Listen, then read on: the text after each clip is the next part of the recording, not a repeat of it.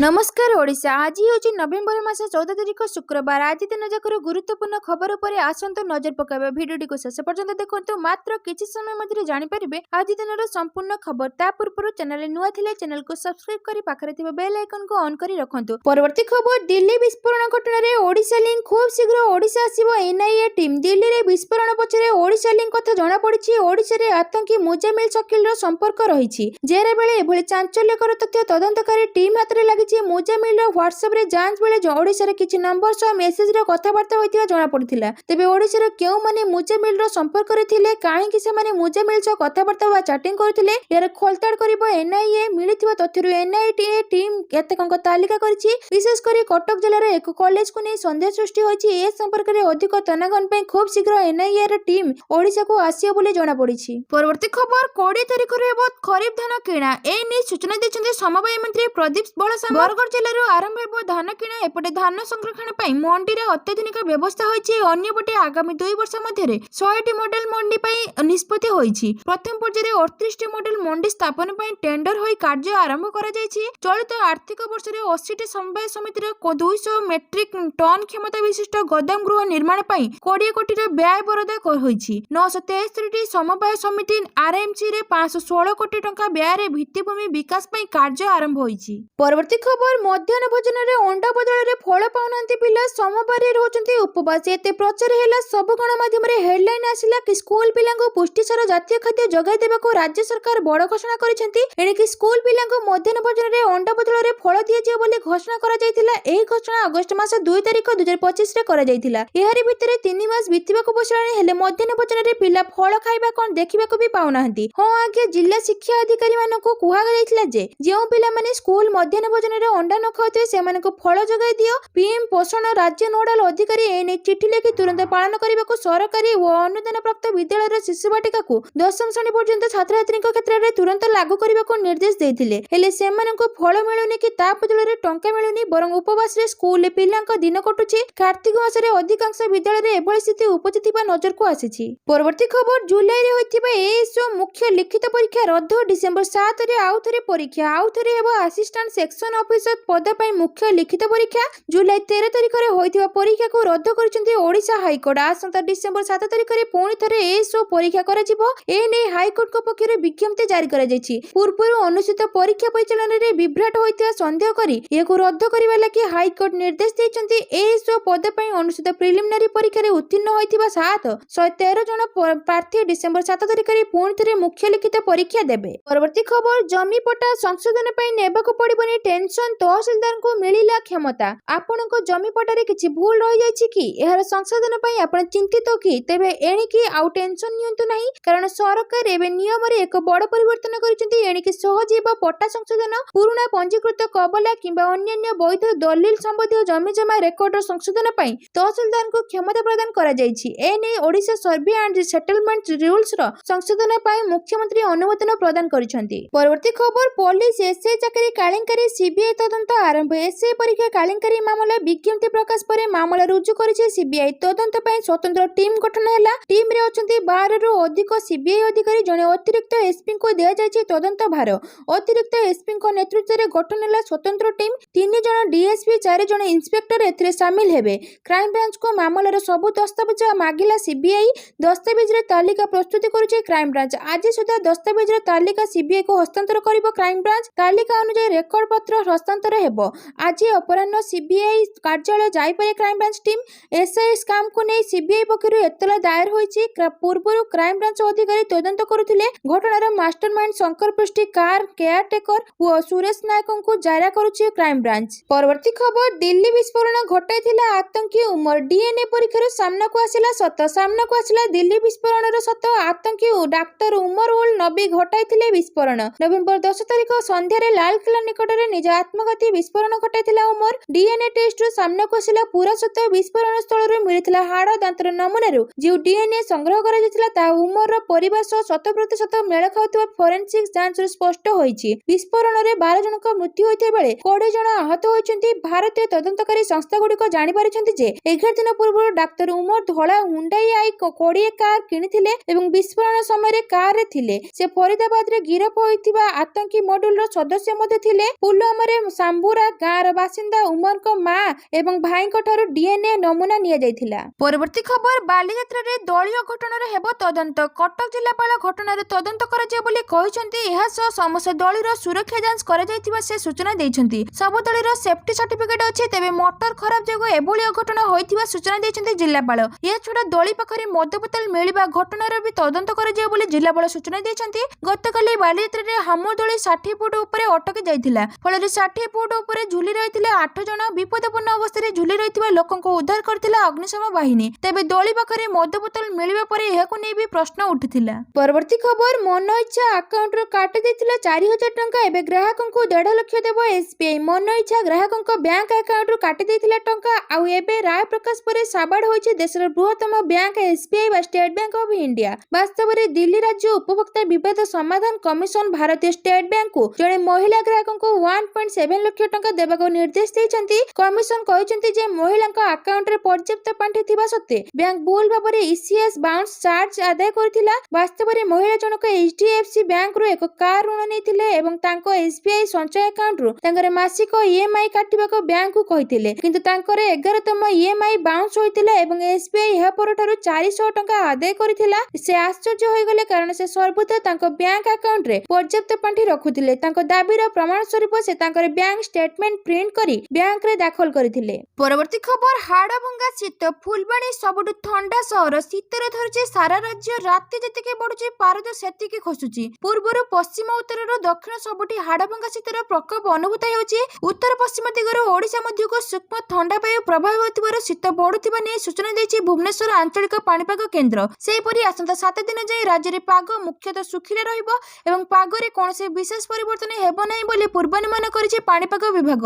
ଏନେଇ ପାଣିପାଗ ବିଜ୍ଞାନୀ ରାଜଶ୍ରୀ କହିଛନ୍ତି, ଗତ 24 ଘଣ୍ଟା ଭିତରେ ଓଡ଼ିଶାର ପାଗ ମୁଖ୍ୟତଃ ଶୁଖିଲା ରହିଛି। କନ୍ଧମାଳ ଜିଲ୍ଲାର ଫୁଲବାଣୀରେ ସବୁଠାରୁ କମ୍ 10 ଡିଗ୍ରୀ ସେଲସିୟସ୍ ରେକର୍ଡ କରାଯାଇଛି। ବର୍ତ୍ତମାନ ଓଡ଼ିଶା ଉପରେ କୌଣସି ନିର୍ଦ୍ଦିଷ୍ଟ ପାଣିପାଗ ଚେତାବନୀ ନାହିଁ। ଆସନ୍ତା 7 ଦିନ ଯାଏଁ ପାଗ ମୁଖ୍ୟତଃ ଶୁଖିଲା ରହିବା ସମ୍ଭାବନା ଅଛି। ପରବର୍ତ୍ତୀ ଖବର, ତହସିଲଦାରଙ୍କ କ୍ଷମତା ବଢାଇଲେ ମୋହନ। ମୁଖ୍ୟମନ୍ତ୍ରୀ ମୋହନ ଚରଣ ମାଝୀ ଜମି କ୍ରେତା ବିକ୍ରେତାଙ୍କ ସମସ୍ୟାକୁ ଦୂର କରିବା ପାଇଁ ଓଡ଼ିଶା ସର୍ଭେ ଆଣ୍ଡ ସେଟଲମେଣ୍ଟ ରୁଲ୍ସର ସଂଶୋଧନ ପାଇଁ ଅନୁମୋଦନ ଦେଇଛନ୍ତି। ବର୍ତ୍ତମାନ ପ୍ରାବଧାନ ଅନୁସାରେ ବନ୍ଦୋବସ୍ତ ପ୍ରକ୍ରିୟା ପୂର୍ବରୁ କିଣିଥିବା ଜମିର ଜମିପଟା ବନ୍ଦୋବସ୍ତ ଅଧିକାରୀ କ୍ରେତାଙ୍କ ନାମରେ କରନ୍ତି, କିନ୍ତୁ ଯଦି କୌଣସି କାରଣ ଯୋଗୁଁ ବନ୍ଦୋବସ୍ତ ପ୍ରକ୍ରିୟାରେ ଏହି ଜମିପଟା କ୍ରେତାଙ୍କ ନାମରେ କରାଯାଇନଥାଏ, ତେବେ କ୍ରେତା ଏଥିପାଇଁ ରାଜସ୍ୱ ପର୍ଷଦ ବା ଅନ୍ୟ କ୍ଷମତାପ୍ରାପ୍ତ ରିଭିଜନ କୋର୍ଟରେ ଅପିଲ କରିଥାନ୍ତି।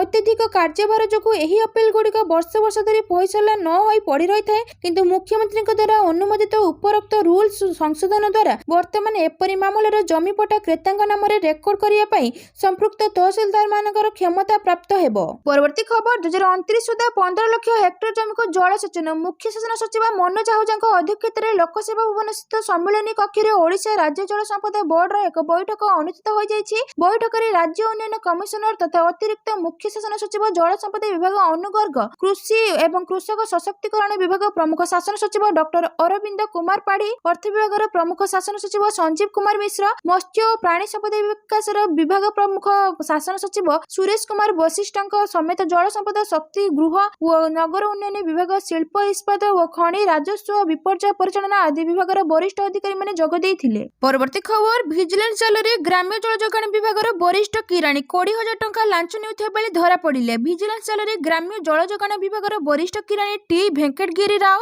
ବିଭାଗର ଜଣେ ଅବସରପ୍ରାପ୍ତ ଫିଟର ମିସ୍ତ୍ରୀ ତ୍ରିଲୋଚନ ଶବରଙ୍କଠାରୁ ପେନସନ ଓ ଗ୍ରାଚ୍ୟୁଟି କରାଇଦେବା ପାଇଁ 20,000 ଟଙ୍କା ଲାଞ୍ଚ ନେଉଥିବା ବେଳେ ମାଡ଼ି ବସିଲା ଭିଜିଲାନ୍ସ ବିଭାଗ।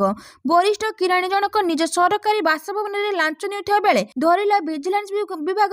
ଅଧିକାରୀଙ୍କୁ ଦେଖି ଝରକା ବାହାରକୁ ଟଙ୍କା ଫିଙ୍ଗି ଦେଇଥିଲେ ବରିଷ୍ଠ କିରାଣୀ ଭେଙ୍କଟଗିରି ରାଓ। ଘଟଣାର ଅଧିକ ତଦନ୍ତ ଜାରି ରହିଛି, ହେଲେ ଭିଜିଲାନ୍ସ ଟିମ୍ ତାଙ୍କୁ ଧରିବାର ସଫଳ ହୋଇଛି ଏବଂ ସମସ୍ତ ଲାଞ୍ଚ ଟଙ୍କା ମଧ୍ୟ ଜବତ କରିଛି। ଏହି ଚଢ଼ାଉ ପରେ ତାଙ୍କର 3ଟି ସ୍ଥାନରେ ଏକକାଳୀନ ରେଡ୍ କରୁଛି ଭିଜିଲାନ୍ସ ଟିମ୍। ପରବର୍ତ୍ତୀ ଖବର, ଏସ୍ଆଇ ନିଯୁକ୍ତିକୁ ନେଇ ହାଇକୋର୍ଟରେ ମାମଲା। ପୋଲିସ ଏସ୍ଆଇ ନିଯୁକ୍ତିକୁ ନେଇ ହାଇକୋର୍ଟରେ ମାମଲା। ଖାଲି ପଡ଼ିଥିବା ପଦରେ ତୁରନ୍ତ ନିଯୁକ୍ତି ପ୍ରକ୍ରିୟା ଆରମ୍ଭ କରିବାକୁ ମାମଲା ରହିଛି। ଆଇନଜୀବୀ ଶିବଶଙ୍କର ମହାନ୍ତିଙ୍କ ପକ୍ଷରୁ ମାମଲା ଦାୟର ହୋଇଛି। ହାଇ ଲେଭଲ କମିଟି ତତ୍ତ୍ୱାବଧାନରେ ନିଯୁକ୍ତି ପ୍ରକ୍ରିୟା ଚାଲୁ କରିବାକୁ ଆବେଦନ କରାଯାଇଛି। ସାଧାରଣ ପ୍ରଶାସନ ଗୃହ ବିଭାଗ ଅଧିକାରୀଙ୍କୁ ନେଇ କମିଟି ଗଠନ ଆବେଦନ ହେବ। ସାଧାରଣ ପ୍ରଶାସନ ଏସ୍ପିଓ କଡ଼ାକଡ଼ି ପାଳନ ପାଇଁ ଆବେଦନ କରାଯାଇଛି। ଅନ୍ୟପଟେ ଏସ୍ଆଇ ସ୍କାମ୍ ଦସ୍ତାବିଜର ତାଲିକା ପ୍ରସ୍ତୁତ କରିଛି କ୍ରାଇମବ୍ରାଞ୍ଚ। ଆଜି ସୁଦ୍ଧା ଦସ୍ତାବିଜର ତାଲିକା ସିବିଆଇକୁ ହସ୍ତାନ୍ତର କରିବ କ୍ରାଇମବ୍ରାଞ୍ଚ। ତାଲିକା ଅନୁଯାୟୀ ରେକର୍ଡ ପତ୍ର ହସ୍ତାନ୍ତର ହେବ। ଆଜି ଅପରାହ୍ନରେ ସିବିଆଇ କାର୍ଯ୍ୟାଳୟ ଯାଇପାରି କ୍ରାଇମବ୍ରାଞ୍ଚ ଟିମ୍ ଏସ୍ଆଇ ସ୍କାମକୁ ନେଇ ସିବିଆଇ ପକ୍ଷରୁ ଏତଲା ଦାୟର କରାଯାଇଛି। ପରବର୍ତ୍ତୀ ଖବର, ରାଜ୍ୟରେ ଭିନ୍ନକ୍ଷମ ଶିଶୁଙ୍କର ହେବ ସର୍ଭେ, ଘର ଘର ବୁଲି ତଥ୍ୟ ସଂଗ୍ରହ କରିବେ ଅଙ୍ଗନବାଡି କର୍ମୀ। ରାଜ୍ୟରେ ଭିନ୍ନକ୍ଷମ ଶିଶୁଙ୍କର ହେବ ସର୍ଭେ, ଏନେଇ ସାମାଜିକ ସୁରକ୍ଷା ଓ ଭିନ୍ନକ୍ଷମ ସଶକ୍ତିକରଣ ବିଭାଗ ପକ୍ଷରୁ ମାର୍ଗଦର୍ଶିକା ଜାରି ହୋଇଛି।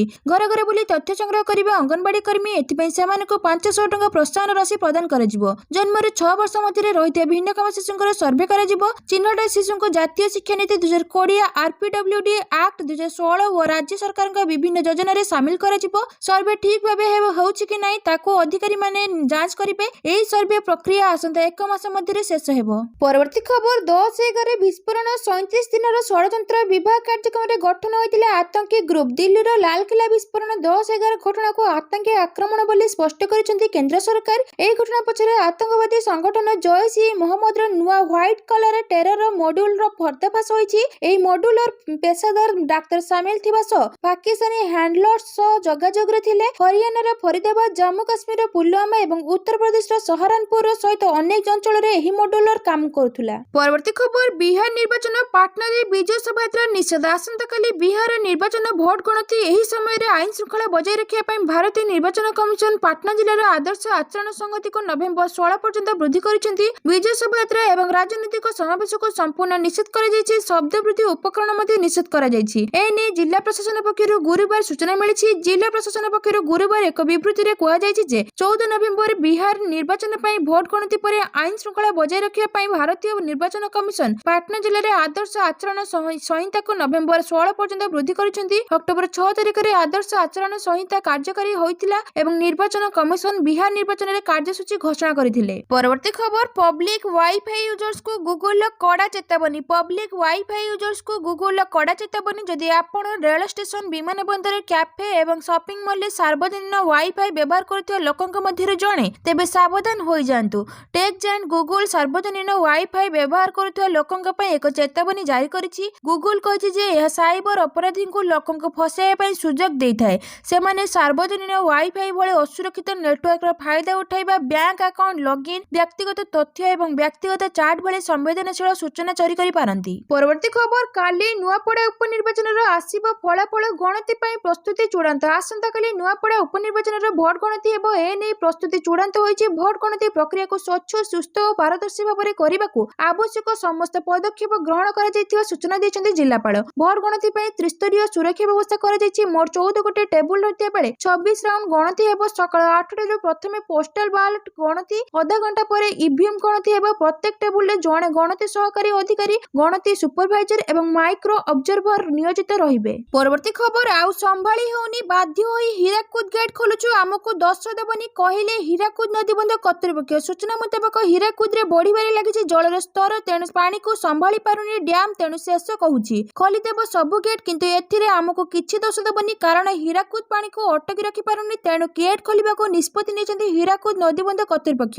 ଏବଂ ଏହା ମଧ୍ୟ କହିଛନ୍ତି ଏଥିରେ ଆମକୁ ଦାୟୀ କରିବେ ନାହିଁ। ଆପଣମାନେ ଜାଣିଛନ୍ତି କି ଛତିଶଗଡ଼ ଜାଣିଥିଲା କି ଆଗକୁ ମୌସୁମୀ ଆସୁଛି, ଯାହାଦ୍ୱାରା ଓଡ଼ିଶାରେ ହୀରାକୁଦରେ ଜଳସ୍ତର ବଢିବ, ମାତ୍ର ସେ ତାର କୋଲାମ ବ୍ରିଜର ସବୁ ଗେଟ୍ ଖୋଲି ଦେଇଥିଲେ, ଯାହାଫଳରେ ସେହି ପାଣି ଗୁଡାକ ମହାନଦୀ ବାଟେ ହୀରାକୁଦକୁ ଆସି ଯାଇଥିଲା। ଏବେ ସହିତ ଲଗାତାର ବୃଷ୍ଟିପାତ ହେବା ଯୋଗୁଁ ତଳିଆ ଅଞ୍ଚଳରେ ଏହାର ପ୍ରଭାବ ଦେଖିବାକୁ ମିଳିଥିଲା। ଓଡ଼ିଶାର ନାଳ ନର୍ଦ୍ଦମା ଓ ନଦୀ ଯେଉଁଥିରେ ଭରି ଆସିଲାଣି ଗଲାଣି, ସେଇଥିରେ ହୀରାକୁଦ ଗେଟ୍ ଖୋଲିବାକୁ ଚିନ୍ତାରେ ପଡ଼ିଥିଲା, ମାତ୍ର ଉପର ମୁଣ୍ଡରେ ଲଗାତାର ବର୍ଷା ହେବାକୁ ହେତୁ ସେହି ସବୁ ପାଣି ହୀରାକୁଦରେ ଭର୍ତ୍ତି ହୋଇ ପାଣିର ସ୍ତରରେ ଦିନକୁ ଦିନ ବୃଦ୍ଧି ହେବାକୁ ଲାଗିଛି। ତେଣୁ ହୀରାକୁଦ ନଦୀବନ୍ଧ କର୍ତ୍ତୃପକ୍ଷ ଏବେ ନିଷ୍ପତ୍ତି ନେଇଛନ୍ତି ସବୁ ଗେଟ୍ ଗୁଡାକ ଖୋଲିଦେବେ। ପରବର୍ତ୍ତୀ ଖବର, 34 ଲକ୍ଷ ଆଧାର କାର୍ଡଧାରୀ ମୃତ୍ୟୁ। ପଶ୍ଚିମବଙ୍ଗରୁ ଆସିଲା ସାଂଘାତିକ ଘଟଣା। 34 ଲକ୍ଷ ଆଧାର କାର୍ଡ ଭୂତ। ପଶ୍ଚିମବଙ୍ଗରେ ଦେଖିବାକୁ ମିଳିଛି ଏପରି ସାଂଘାତିକ ଘଟଣା। ପଶ୍ଚିମବଙ୍ଗରେ 34 ଲକ୍ଷ ଆଧାର କାର୍ଡଧାରୀଙ୍କୁ ମୃତ୍ୟୁ ଭାବେ ଚିହ୍ନଟ ହୋଇଛି। ଏନେଇ ନିର୍ବାଚନ ଆୟୋଗଙ୍କୁ ସୂଚନା ଦିଆଯାଇଛି। ଗତ 2009ରୁ ଆଧାର ବ୍ୟବସ୍ଥା ଆରମ୍ଭ ହୋଇଥିଲା। ସେବେଠାରୁ ବର୍ତ୍ତମାନ ପର୍ଯ୍ୟନ୍ତ ପ୍ରାୟ 34 ଲକ୍ଷ ମୃତକଙ୍କ ପାଖରେ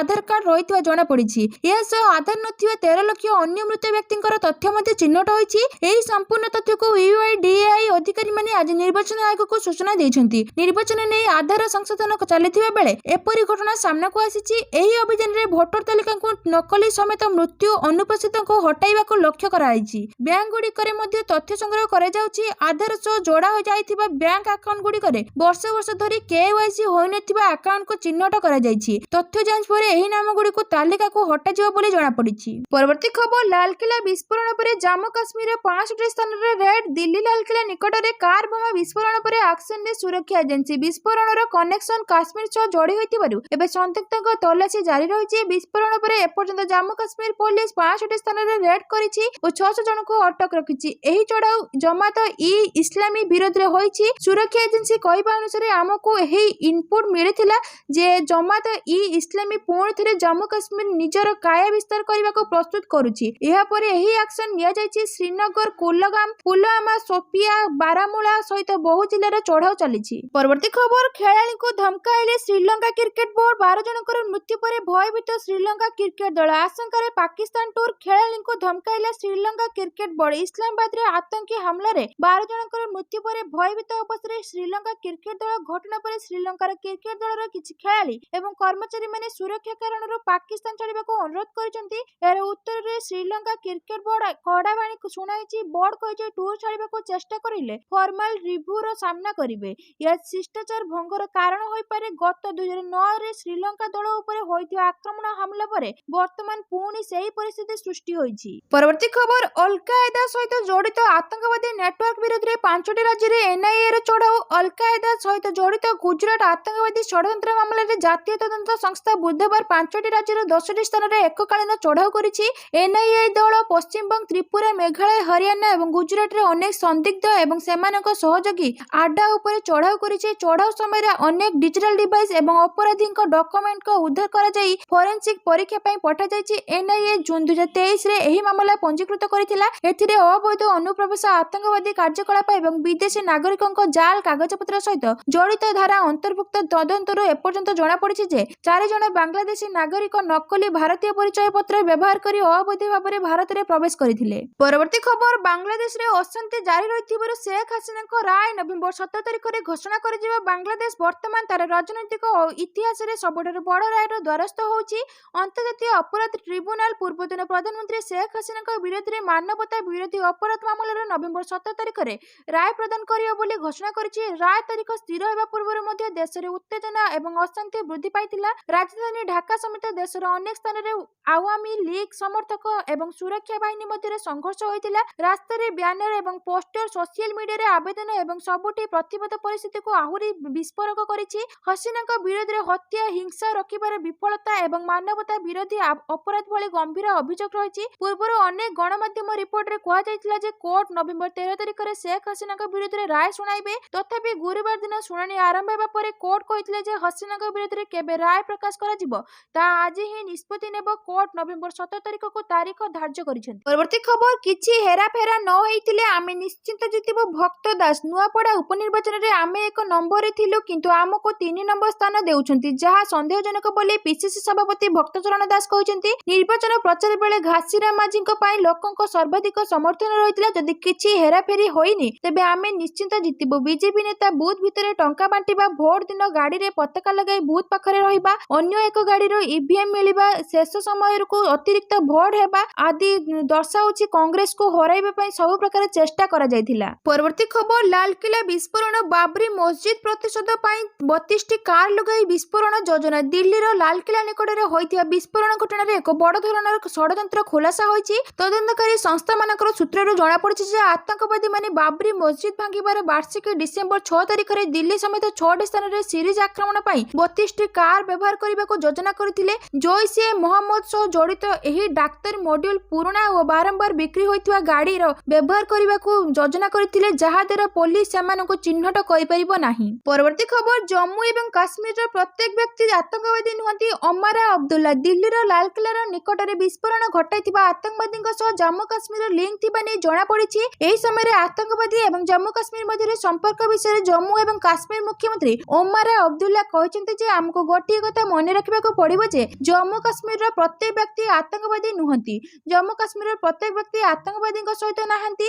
କେବଳ କିଛି ଲୋକ ଏଠାରେ ଶାନ୍ତି ଏବଂ ଭାଇଚାରା ନଷ୍ଟ କରିବାକୁ ଚେଷ୍ଟା କରୁଛନ୍ତି। ପରବର୍ତ୍ତୀ ପରବର୍ତ୍ତୀ ଖବର ଭାରତ ନୂଆବାହୀ ପ୍ରତିରକ୍ଷା ନୀତି ଏବଂ ଯୁଦ୍ଧ ନୀତି ଆପଣାଉଛି ସେନା ମୁଖ୍ୟ ଉପେନ୍ଦ୍ର ଦ୍ୱିବେଦୀ। ସେନା ମୁଖ୍ୟ ଜେନେରାଲ ଉପେନ୍ଦ୍ର ଦ୍ୱିବେଦୀ କହିଛନ୍ତି ଯେ ଆଧୁନିକ ଯୁଦ୍ଧର କୌଶଳ ସମ୍ପୂର୍ଣ୍ଣ ରୂପେ ବଦଳି ଯାଇଛି ଏବଂ ଭାରତକୁ ନିଜର ବାୟୁ ପ୍ରତିରକ୍ଷା ନୀତି ତଥା ଯୁଦ୍ଧ ନୀତିକୁ ନୂଆ ଚିନ୍ତାଧାରା ସହିତ ପୁନର୍ବିବେଚନା କରିବାକୁ ପଡ଼ିବ। ଆମେ ବର୍ତ୍ତମାନ ଅତ୍ୟାଧୁନିକ ହେଲୁଣି। ସେନା ମୁଖ୍ୟ ଗତକାଲି ପ୍ରତିରକ୍ଷା ଅଧ୍ୟୟନ ଏବଂ ବିଶ୍ଳେଷଣ ସଂସ୍ଥାରେ ଆୟୋଜିତ ଦିଲ୍ଲୀ ଡିଫେନ୍ସ ଡାୟଲଗରେ ଯୋଗଦେଇ ଏହା କହିଛନ୍ତି। ଏହି କାର୍ଯ୍ୟକ୍ରମରେ ପ୍ରତିରକ୍ଷା ମନ୍ତ୍ରୀ, ତିନି ସେନାର ବରିଷ୍ଠ ଅଧିକାରୀ, ପ୍ରତିରକ୍ଷା ଶିଳ୍ପ ଜଗତରେ ବିଶେଷଜ୍ଞ ଏବଂ ଅନେକ ବିଦେଶୀ ରଣନୀତିକ ବିଶ୍ଳେଷକ ମଧ୍ୟ ଉପସ୍ଥିତ ଥିଲେ। ପରବର୍ତ୍ତୀ ଖବର ପୁଣି ଇସ୍କନର ମନମାନି, ତାଇୱାନରେ ଆୟୋଜନ କରିବା ଅଦିନିଆ ରଥଯାତ୍ରା ବନ୍ଦ କରିବାକୁ ମୁଖ୍ୟମନ୍ତ୍ରୀଙ୍କୁ ପତ୍ର ଲେଖିଲା ଓଡ଼ିଆ ଅସ୍ମିତା ପରିଷଦ। ପୁଣି ଇସ୍କନର ମନମାନି, ଆସନ୍ତା 23 ତାରିଖ ଦିନ ଇସ୍କନ ପକ୍ଷରୁ ତାଇୱାନର ତାଇପେଇଠାରେ ଅନୁଷ୍ଠିତ ହେବାକୁ ଯାଉଛି ଅଦିନିଆ ରଥଯାତ୍ରା। ଏହି ଅଦିନିଆ ରଥଯାତ୍ରା କଥା ଜଣାପଡ଼ିବା ପରେ ଜଗନ୍ନାଥ ପ୍ରେମୀ ଓ ଅଗଣିତ ଭକ୍ତଙ୍କ ଭିତରେ ଗଭୀର ଅସନ୍ତୋଷ ଦେଖାଦେଇଛି। ଏଠାରେ ଉଲ୍ଲେଖ ଥାଏ କି ଇସ୍କନ ବାରମ୍ବାର ଜଗନ୍ନାଥ ସଂସ୍କୃତିକୁ ଅପମାନ ଦେଇ ଓଡ଼ିଶା ସରକାର ଗଜପତି ଦିବ୍ୟ ସିଂ ଦେବ